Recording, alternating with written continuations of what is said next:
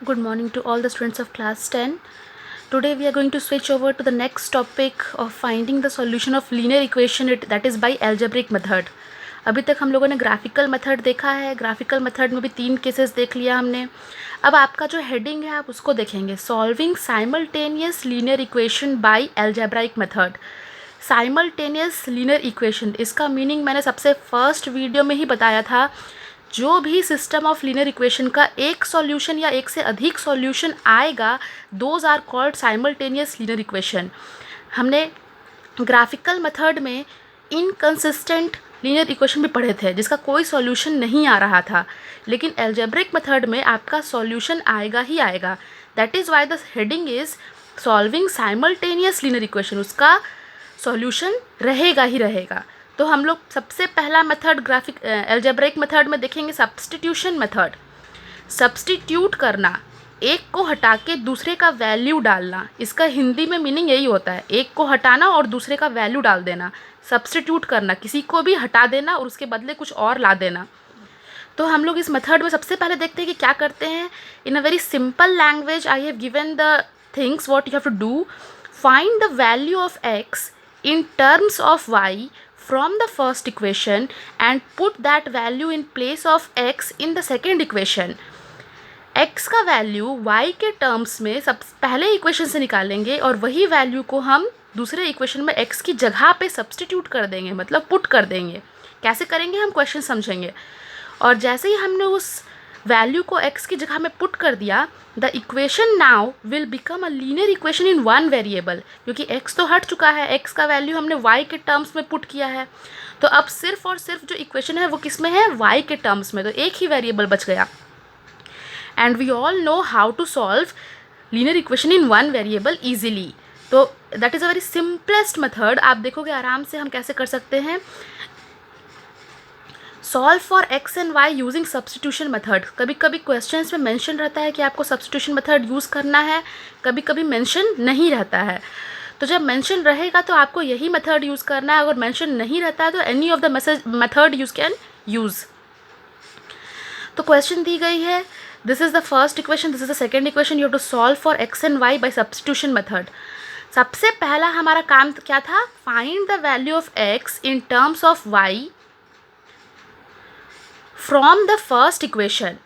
तो हम first equation से x की वैल्यू y के टर्म्स में निकालेंगे. तो ये हमारा फर्स्ट इक्वेशन है. x को एक तरफ रखेंगे, बाकी सारे चीज़ों को एक तरफ ले जाएंगे. तो x का जो वैल्यू हमको किस में मिला है, y के टर्म्स में मिला है. अब हम इसको क्या करेंगे, सेकंड इक्वेशन में पुट कर देंगे x की जगह पे. तो जहाँ x था हमने ये वाली वैल्यू x की पुट कर दी. अब हम देख रहे हैं हमारा जो पूरा इक्वेशन है एक ही वेरिएबल है, दैट इज़ y. हर जगह y बचा है. तो अब सिंपलेस्ट इक्वेशन ये बन चुका है, linear equation in one variable. आराम से इसको 2 से कट रहा है, हमने कैंसिल किया, एक सिंपल लीनियर इक्वेशन बन गया. जैसे हम लोग वेरिएबल्स को साथ में रखते हैं, कांस्टेंट को साथ में रखते हैं, फिर एक तरफ ले गए दूसरी तरफ ले गए, and then we have got the value of y as 3. इसको सॉल्व करना बहुत ही सिंपल है. सिंपली आप सारे वेरिएबल को साथ रखिए, सारे कांस्टेंट को दूसरी तरफ कर दीजिए. और हमें मालूम है कि अगर कोई चीज़ इधर प्लस होती है तो उधर जाके माइनस हो जाती है, अगर कोई चीज़ मल्टीप्लाई है तो उधर जाके डिवाइड हो जाती है. तो ये सारी सिंपल थिंग्स है जो linear equation in one variable के कंसेप्ट्स है. हमें जैसे ही y का वैल्यू मिल गया है, अब हम x का जो वैल्यू था ये निकालने के लिए इसमें हम y का वैल्यू पुट करेंगे और x की भी वैल्यू निकालेंगे. Don't leave it till here. यहाँ तक छोड़ दोगे तो हमें सिर्फ y का वैल्यू मिला, आपको x का भी वैल्यू चाहिए. तो हमने पहले इक्वेशन से x को y के टर्म्स में रिप्रेजेंट किया था, यहाँ पे y की जगह पे y का वैल्यू पुट करेंगे और जो भी आएगा value that is x value.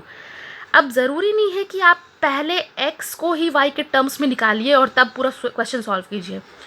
इसका और पार्ट हो सकता है कि हम y को x के टर्म में निकाल दें और फिर y की जगह में x का वैल्यू पुट कर दें. तो हमने पहले इक्वेशन से y को निकाल दिया x के टर्म में, 7 था 2x को चला गया, -2x हो गया. और जहाँ दूसरी इक्वेशन में y था वहाँ हमने पुट कर दिया हमारा x के टर्म वाला. Same story. अब इसको आगे बढ़ते हुए सॉल्व करिएगा तो यहाँ x की वैल्यू पहले निकलेगी, दैट इज़ 2. और फिर y को निकालना है तो y को जो x के टर्म्स में रिप्रेजेंट किया था उसमें पुट किया, y की वैल्यू आ गई 3. The answer is same, but हमने क्या किया है, बस रिवर्स किया है. तो कोई भी तरीका आप अप्लाई कर सकते हैं. आप अगर चाहें तो ये भी कर सकते हैं कि आप y और x की वैल्यू इस इक्वेशन से निकालें और इसमें पुट कर दें. दोनों ही तरीके से हम यहाँ निकाल सकते हैं। सेकेंड इक्वेशन से भी आप y की और x की वैल्यू निकालें और फर्स्ट में पुट कर दें, दोनों ही से राइट आंसर आएगा। So now we are going to see one more question, we are going to see the another question. इसमें आप देखेंगे कि solve for x and y by substitution method. Again the equation is like this.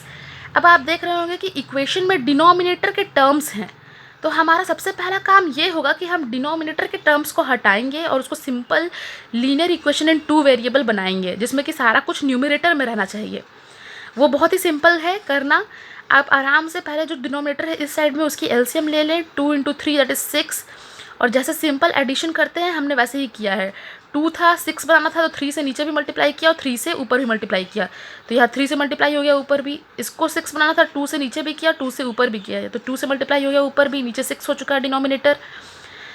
Now you have got 9x minus 10y is equal to, यहाँ -2 था और ये 6 उधर जाके क्रॉस मल्टीप्लाई हुआ, बन गया -12। सेम वे में हमने इक्वेशन 2 को भी चेंज कर लिया है 2x + 3y इज इक्वल 13 में। सेम तरीके से हमने डिनोमिनेटर को लिया है। अब आप क्या कर सकते हैं, दोनों ही सिंपल इक्वेशन मिल चुका है, अब एक से दूसरे में वैल्यू बस निकाल के डालना है। तो now taking the value of y from equation 1, इस बार मैंने y की वैल्यू ले ली है इक्वेशन 1 से। आप चाहे तो x भी ले सकते हैं, आप चाहे तो इक्वेशन 2 से ले सकते हैं। Equation 2 is more simpler than equation 1, इससे भी ले सकते हैं। तो मैंने फर्स्ट इक्वेशन से y की वैल्यू निकाली है, तो y को मैंने एक तरफ रखा, सब बाकी सारी चीज़ों को दूसरी तरफ कर दिया।